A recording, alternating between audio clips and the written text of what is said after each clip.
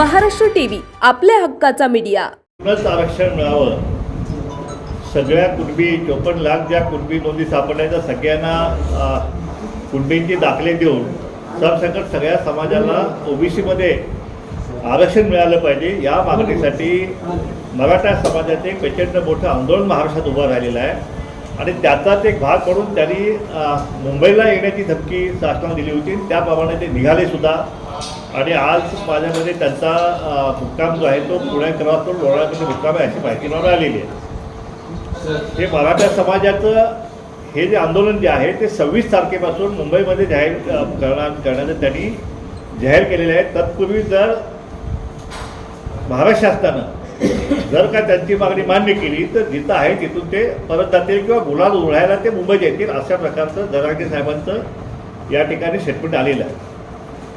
या ठिकाणी ओबीसी समाजाला महाराष्ट्र शासनाकडून शब्द दिला गेला होता की कुठल्याही परिस्थितीत कितीतरी मराठा समाज आंदोलन मोठं असलं तरी ओबीसी समाजाच्या आरक्षणाला आम्ही धक्का लागू देणार नाही अशी स्पष्ट भूमिका, लेखी भूमिका जी आहे ती एकनाथ शिंदे साहेबांच्या सरकारनं, त्यामध्ये देवेंद्र फडणवीस साहेब असतील, अजितदादा असतील, सगळे मंत्री, सगळ्या पक्षांचे नेते मंडळी यांनी भूमिका घेतली की कुठल्याही परिस्थितीत ओबीसीच्या आरक्षणाला धक्का लागणार नाही आणि या आरक्षणात धक्का न लागता आम्ही मराठा समाजाला आम्ही टिकणारं आरक्षण म्हणजे जे कोर्टामध्ये जे गेलेलं आहे ते आरक्षण आम्ही मिळवून देऊ अशा प्रकारचं शिवरायाच्या पायाची शपथ घेऊन या सरकारनं मराठा समाजाला आश्वासन केलं आणि ओबीसीलाचं आश्वासन केलं।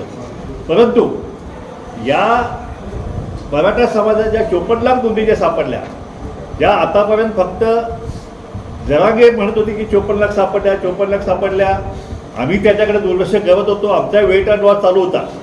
परंतु पहिल्यांदा 18 जानेवारीला जो महाराष्ट्र शासनाचा जो अध्यादेश काढला आणि त्या अध्यादेशानुसार त्यांनी सगळ्या जिल्हाधिकाऱ्यांना आदेश दिले की ह्या 54 लाख ह्या शिंदे समिती जी आहे, ज्या शिंदे समिती नियुक्ती केलेली आहे त्या शिंदे समितीनं गेल्या 2 महिन्यामध्ये प्रत्येक जिल्ह्यामध्ये सर्वेक्षण केलेलं आहे, कुणबी नोंदी शोधलेल्या आहेत आणि त्या शोधल्यामध्ये त्या तपासाअंती 54 लाख नोंदी ज्या आहेत त्या आढळून आल्याचं पहिल्यांदाच महाराष्ट्र शासनातर्फे जाहीरपणे सांगण्यात आलेलं आहे।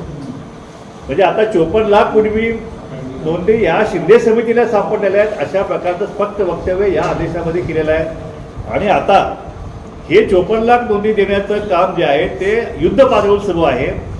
कालच माझ्या मते बच्चू आणि कडू त्यांनी विधान केलं माध्यमांमध्ये की त्यापैकी 39 लाख मराठा समाजाला कुणबी नोंदीचं प्रमाणपत्र देऊन झालेलं आहे। म्हणजे आता राहिल्या किती 40 आणि म्हणजे 20 लाख काहीतरी राहिले असेल। म्हणजे एकंदरीत काय आहे की ह्या 26 तारखेच्या आतमध्ये या सगळ्या 54 लाख कुणबी नोंदी ज्या आहेत त्या नोंदीचा सगळ्यांना सर्टिफिकेट देण्याचं काम जे आहे ते काम बहुतेक महाराष्ट्र शासन हे पूर्ण करणार असं एकंदर चित्र आहे। त्याचप्रमाणे सगळ्या सोयऱ्यांचा जो प्रश्न आहे की तोही ड्राफ्ट जो आहे तो पण ड्राफ्ट त्या दिवशी बच्चू कडू आणि जरांगे आणि ते चिवटे कोणते आहेत त्यांचा तो सुद्धा ड्राफ्ट जो आहे तो फायनल झालेला आहे। सगळे सोयरे म्हणजे कोण, त्यातले रक्तातले पै पाहुणे जे काय असतील ते तो सुद्धा त्यांचा ड्राफ्ट फायनल झालेला आहे।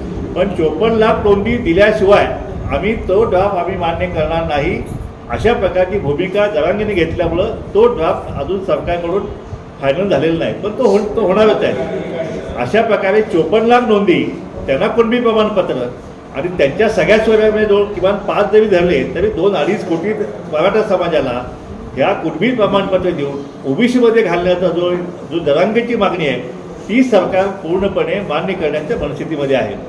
हा GR काढून महाराष्ट्र शासनाने ओबीसींचा विश्वासघात केला आहे असा आमचा स्पष्ट आरोप महाराष्ट्र शासनावरती आहे। तर त्यांनी आम्हाला आश्वासन केले की आम्ही धक्का लावणार नाही। मग आता ह्या 54 लाख तुम्ही कुणबीच्या त्यांना प्रमाणपत्र देणार सुद्धा त्यांच्या सगळ्या स्वरांना पण देणार आहात, म्हणजे मग राहिलं कोण आता? म्हणजे याचा अर्थ ओबीसीमध्ये मराठा समाज हा स्पष्टपणे या ठिकाणी आल्याचं स्पष्ट होत आहे आणि आम्ही या अशा प्रकारचं हा जो षडयंत्र जे ओबीसीशी केलं गेलं त्याबद्दल आम्ही या महाराष्ट्र शासनाचा आम्ही धिक्कार करत आहे आणि म्हणून या ठिकाणी आम्ही 26 तारखेला जसे जरांगे मुंबईत येणार आहेत त्यांचं आरक्षण घेण्यासाठी, पण आमचं आरक्षण वाचवण्यासाठी जे आहे अजूनसुद्धा वेळ गेलेली नाही। अजूनसुद्धा हे महाराष्ट्र शासन हे अजून थांबवू शकतं. आणि म्हणून त्यांचा धिक्कार करण्यासाठी 26 तारखेला या महाराष्ट्रातला समस्त ओबीसी समाज जो आहे तो मुंबईमध्ये धडकून या महाराष्ट्राचा धिक्कार केल्याशिवाय राहणार नाही. आणि त्याच वेळी आमच्या सगळ्या ओबीसीतल्या आमच्या भटक्यामुक्त असतील सगळं असेल त्याचे याच वेळेला मी सांगितलं डोकरं गाडवं जे काही त्यांचं साहित्य आहे ते सगळं घेऊन त्या ठिकाणी पोहोचणार आहे. आता आम्ही काल महाराष्ट्राचे उपमुख्यमंत्री अजितदादा पवार यांची भेट घेतली आणि त्यांच्या लक्षात आणून दिलं की तुम्ही 54 लाख कुणबी जे आहे हे दाखले आणले कुठून, हे याची स्पष्टता मुळीच नाही आहे. हे जुने दाखले आहेत की नवीन मिळालेले आहेत का 12 सर्टिफिकेट त्यातून मिळालेले आहेत की कसे मिळालेले आहेत ह्याच्या काहीसुद्धा स्पष्टता नाही.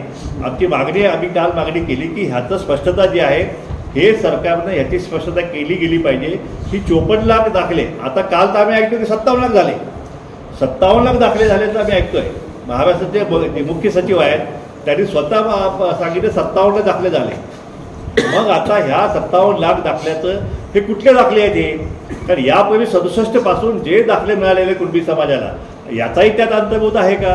कारण हा जो GR सांगतोय की तपासाअंती म्हणजे शिंदे समितीने तपासाअंती प्रत्येक जिल्ह्यात आढळून आलेल्या 54 लाख नोंदी असा उल्लेख याच्यामध्ये आहे. मग खरं काय हे महाराष्ट्र शासन मराठ्यांना फसवते का ओबीसीला फसवते हे एकदा तर स्पष्ट दूध का दूध पाणी का पाणी झालं गेलं पाहिजे अशी आपल्या माध्यमातून महाराष्ट्र शासनाकडे माझी विनंती आहे. आणि महाराष्ट्र शासनानं कुठल्याही परिस्थितीत हे ताबडतोब थांबवलं गेलं पाहिजे, नाहीतर ह्या गरीब समाजाच्या आरक्षणाचे 3 तेरा जे आहे ते वाजल्याशिवाय राहणार नाही. आणि हा ओबीसी समाज जो आहे हा कुठल्याही परिस्थितीत हे आम्ही कुठल्याही परिस्थितीत स्वस्त बघणार नाही. या शासनाला धडा शिकवल्याशिवाय आम्ही स्वस्त बसणार नाही. आता दुसरा विषय जो केला आहे त्यांनी मराठा समाजाला मागासवर्गीय ठरवण्यासाठी त्यांनी मागासवर्गीय आयोग जे गठीत केलं. सुनील शुक्रे साहेब त्यांचं अध्यक्ष नेमणूक केली. हे सुनील शुक्रे जे आहेत ते जरांगे साहेबांच्या व्यासपीठावरती सर म्हणून हे मराठा आरक्षण तुम्हाला कसं मिळू शकतंय हे सांगणारे सुनील शुक्रे म्हणजे त्यांच्या आधीच धारणा भूमिका त्यांनी आधी घेतली की मराठ्याला आरक्षण कसं मिळतंय. आता त्यांनाच ह्या मागासवर्गीय आयोगाचा अध्यक्ष केलेला आहे. सदस्य सगळे ओबीसी सगळे बाहेर काढलेले आहेत. म्हणजे जो मागासवर्गीय आयोग होता तो पूर्णपणे मराठा समाज आयोग ह्या ठिकाणी केलेला आहे. हा मागासवर्गीय आयोग हायजॅक करण्याचं पापसुद्धा आता या सरकारच्या वतीनं करण्यात आलेला आहे. या आयोगाने अध्यादेश आता काढलेले आहेत. सगळ्या कलेक्टर त्यांच्या सगळ्या प्रशिक्षण झाले गेल्या 3 दिवसात. आणि अतिशय धक्कादायक बातमी जी आमच्यापर्यंत आलेली आहे की सगळ्या शिक्षकांना कामाला लावलेलं आहे आणि त्यांना सर्वेक्षण करताना त्या ठिकाणी माहिती घेताना एखाद्या बंगल्यात बसून जरी तुम्ही सर्वेक्षण केलं तरी त्या ठिकाणी आम्ही झोपडीत बसून केलं अशा प्रकारे खोटं त्या ठिकाणी तयारी केलेलं आहे. त्या ठिकाणी आम्ही पाणी घरात नळ जरी असेल ते 500 फूट आम्ही पाणी घ्यायला जातो. घरात दारासमोर JCB 4 व्हीलर गाड्या असल्या तरीसुद्धा त्याच्या दारापुढं काहीच नाही आहे. अशा प्रकारे सगळं खोटं नाटं सगळं जे आहे सगळे मोलमजुरी करतात. जरी कॉन्ट्रॅक्टर असले मराठा समाजाचे, जरी मोठमोठे शेतकरी असले, धनाढ्य असले तरी त्यांनासुद्धा जे आहे ते की गरीब आहेत आणि मजुरी करतायत अशा प्रकारचं खोटं जे आहे हा सर्वेक्षण सुरू आहे. अशा प्रकारचे सर्वेक्षण जो आहे करून हे महाराष्ट्र शासन जे आहे ते ओबीसीची फसवणूक करते असं नाही, पण मराठा समाजाची सुद्धा ही फसवणूक सुरू आहे. कारण यापूर्वी 8 आयोगांनी सर्वेक्षण करून हा मराठा समाज हा सामाजिकदृष्ट्या मागासलेला नाही अशा प्रकारे स्पष्ट केलेला आहे. त्यामुळे अशा प्रकारे हा 8 दिवसामध्ये कोट्यवधी मराठा समाजाचा आरक्षणाचा जो काही अहवाल आहे मागासवर्गीयाचा तो 8 दिवसात सादर करायचा आणि त्याच्या आधारे मराठा समाजाला आरक्षण द्यायचं. हे जे षडयंत्र चालू आहे हे षडयंत्र सुद्धा आम्ही उलथून लावल्याशिवाय राहणार नाही. हा आयोगाचा एक तर घटनेला आम्ही आव्हान दिलेलंच आहे. 1-2 दिवसात ती याचिका आमची बोर्डावरती येईल सुद्धा, परंतु जो अहवाल जो सादर केला जाईल तो अहवाल सुद्धा आम्ही या ठिकाणी कोर्टामध्ये आम्ही त्याला आव्हान दिल्याशिवाय राहणार नाही. आणि जे शिक्षक किंवा जे शासकीय कर्मचारी अशी खोटी माहिती देऊन जर हा अहवाल हा खोटा अहवाल करण्यास मदत करतील त्यांच्यावर सुद्धा कारवाई करण्याची सुद्धा मागणी जी आहे ते आम्ही करणार आहोत. भले हे सरकार करणार नाही पण 2024मध्ये ओबीसीचं सरकार या ठिकाणी अस्तित्वात येणार आहे. आणि तेच सरकार आल्यानंतर ज्या कोणी कर्मचाऱ्यांनी ज्या कोणी शिक्षकांनी अशी खोटी माहिती देण्यासाठी ज्यांनी मदत केलेली आहे त्यांच्यावरती नक्कीच आम्ही फौजदारी गुन्हे दाखल करू आणि त्या ठिकाणी त्यांच्यावर खटले दाखल करू आणि त्यांच्यावरती कायदेशीर कारवाई जी आहे ती केल्याशिवाय आम्ही सुद्धा स्वस्थ बसणार नाही.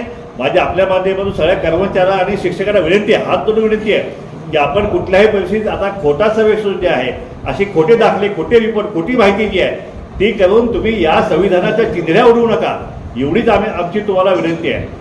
या ठिकाणी आता मुंबईचं आंदोलन जे आहे ते 26 तारखेला आमचंही आंदोलन होणार आहे. आपल्या माध्यमातून माझी विनंती आहे सगळ्या ओबीसी समाजाला की 26 तारखेला कुठल्याही परिस्थितीत त्या ठिकाणी आझाद मैदानाला सगळ्यांनी धडकलं पाहिजे. आणि जर नाही धडकलं तर मग आपल्या पुढच्या भविष्य जे आहे, पुढच्या मुलांचं भविष्य या ठिकाणी उद्ध्वस्त झाल्याशिवाय राहणार नाही.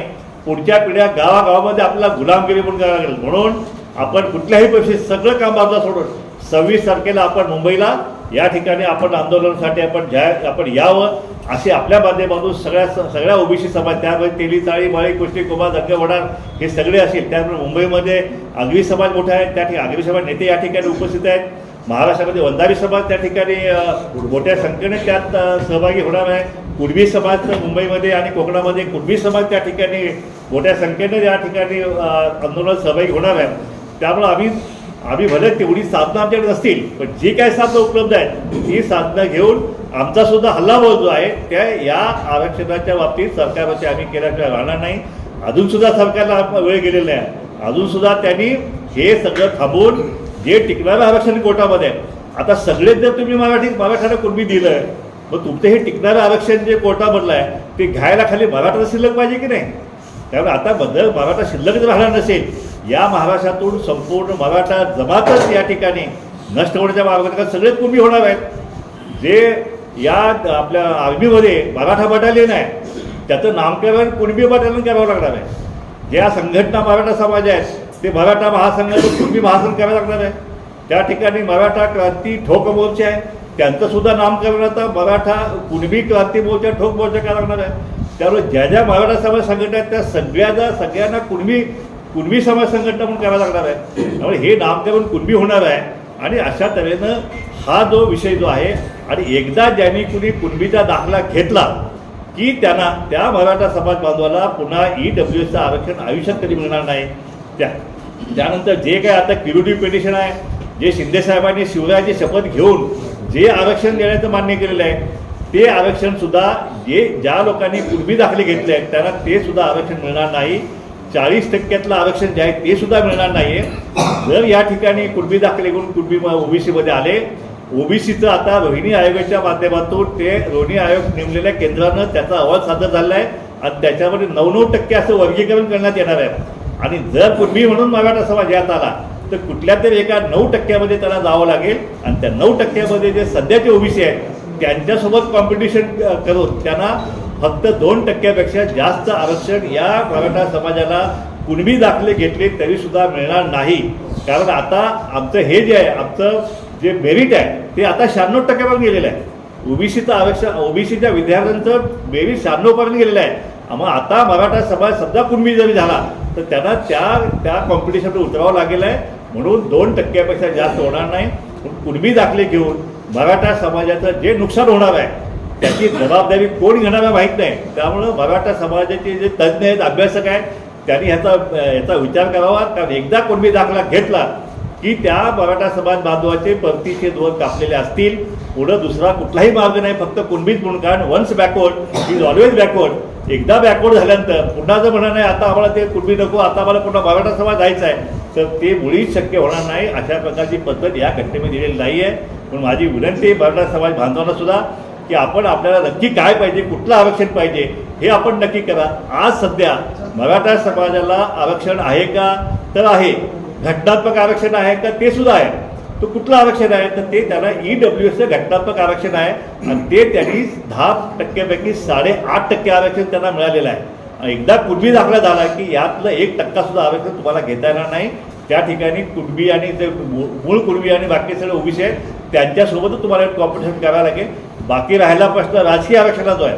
मला मान्य आहे की तुम्ही राजकीय आरक्षण सगळं तुम्ही त्या ठिकाणी तुमचे उमेदवार उभा करणार, पण आता गावागावामध्ये ओबीसी आणि सगळे तेलीमाळी, साळी, कुष्टी, कुंभार ह्या सगळ्या भटकेमुक्त बाराबरच सगळ्यांना आता त्यांच्या हक्काची जाणीव झालेली आहे. त्यामुळे जरी तुमचे उमेदवार उभा राहिले तर ह्यांचे ओबीसी सुद्धा जे उमेदवार उभा राहतील. आणि संख्या जी आहे 60% संख्या जी आहे, आता एका आमदारांच्या गावात 70% ओबीसी आहे. आणि त्या ठिकाणी ओबीसी आता इथून पुढे ओबीसीलाच मतदान करणार आहे.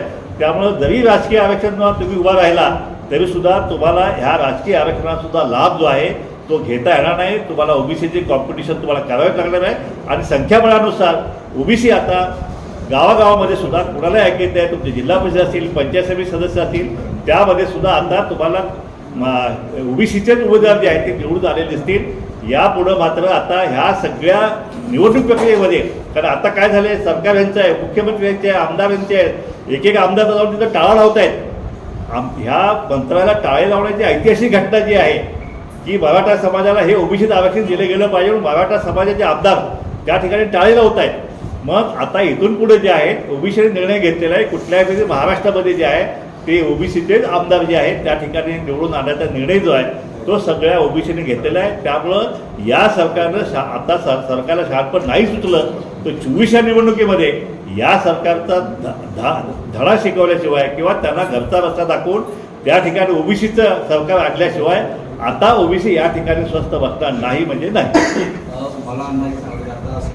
आपल्या भागातील महत्त्वाच्या आणि ताज्या बातम्या पाहण्यासाठी आजच आमच्या महाराष्ट्र टीव्ही न्यूज चॅनलला यूट्यूबवर सबस्क्राईब करा आणि बेल आयकॉन प्रेस करा.